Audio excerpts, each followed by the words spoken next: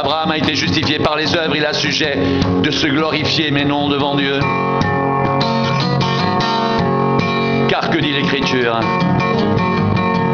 Abraham crut à Dieu et cela lui fut imputé à justice. Or, à celui qui fait une œuvre, le salaire est imputé non comme une grâce, mais comme une chose due. Et à celui qui ne fait point d'œuvre, mais qui croit en celui qui justifie l'impie, sa foi lui est imputée à justice.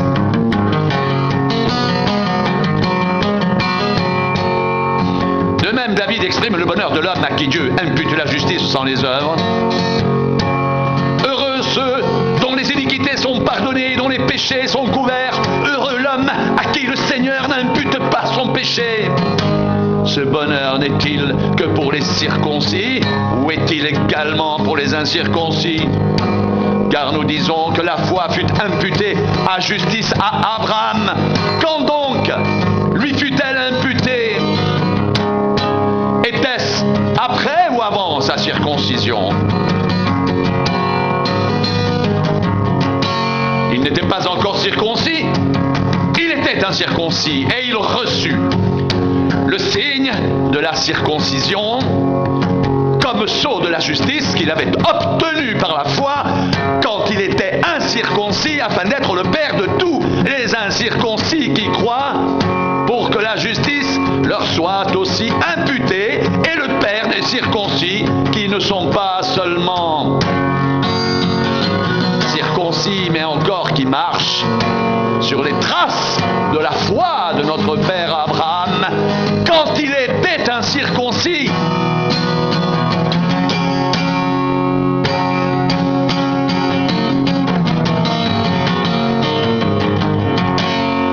En effet,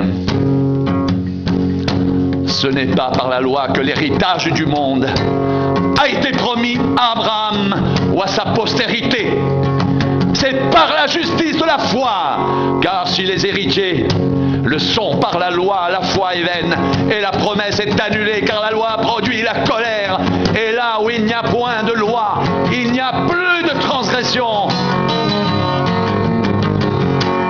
C'est pourquoi les héritiers le sont par la foi, pour que ce soit par grâce, afin que la promesse soit assurée à toute la postérité, non seulement à celle qui est sous la loi, mais aussi à celle qui a la foi d'Abraham, notre Père à tous, selon qu'il est écrit: je t'ai établi Père d'un grand nombre de nations. Il est notre Père devant celui auquel il a cru, Dieu qui donne la vie aux morts et qui appelle les choses qui ne sont point comme si elles étaient.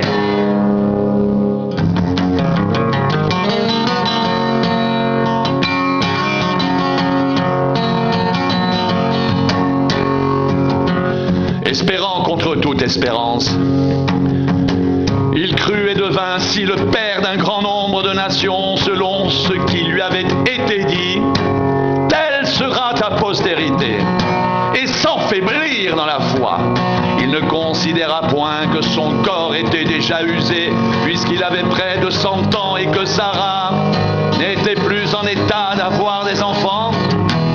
Il ne douta point par incrédulité au sujet de la promesse de Dieu, mais il fut fortifié par la foi, donnant gloire à Dieu et ayant la pleine conviction que ce qu'il promet, il peut aussi l'accomplir. C'est pourquoi cela lui fut imputé à justice.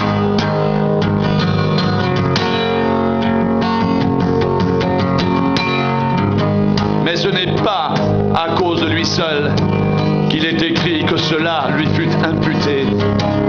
C'est encore à cause de nous à qui cela sera imputé, à nous qui croyons en celui qui a ressuscité des morts, Jésus, notre Seigneur, qui a été livré pour nos offenses et qui est ressuscité pour notre justification.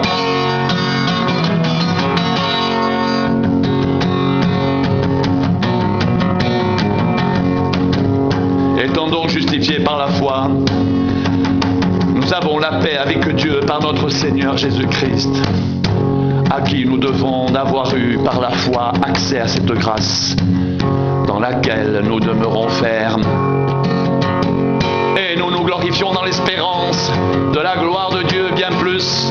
Nous nous glorifions même des afflictions, sachant que l'affliction produit la persévérance. La persévérance, la victoire dans l'épreuve. Et cette victoire, l'espérance. Or, l'espérance ne trompe